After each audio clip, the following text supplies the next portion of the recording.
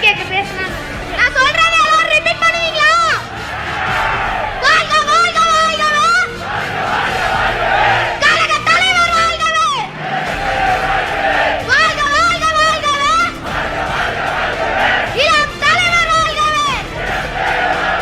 வெல்லட்டும் வெல்லட்டும். திமுக வெல்லட்டும். உங்கள் ஓட்டு நமது வெற்றி சின்னம். நமது வெற்றி வேட்பாளர் ஸ்டாலின் தொடரட்டும். தமிழ்நாடு வெல்லட்டும். நன்றி. ட்ரெயின் பண்ணி வச்சிருக்காரு. நம்முடைய தலைவர் பல வாக்குறுதிகளை கொடுத்திருக்கிறார். போன சட்டமன்ற தேர்தலில் நாம சொன்ன வாக்குறுதி செஞ்சு கொடுத்தோமா இல்லையாமா? இன்னைக்கு தமிழ்நாடு முழுக்க ஒவ்வொரு மாசமும் 1,31,00,000 மகளிருக்கு மாசம் 1000 ரூபாய் உரிமை தொகை நம்முடைய முதலமைச்சர் அவர்கள் கொடுத்துட்டு இருக்காங்க. அதை நிப்பாட்டுறதுக்கு முயற்சி பண்ணாங்கம்மா. அதிமுகவும் பாஜகவும் சேர்ந்து உரிமை தொகையை நிப்பாட்டுவோம், தேர்தலை காரணம் காட்டி 3 மாசத்துக்கு நிப்பாட்டுறதுக்கு முயற்சி பண்ணாங்க.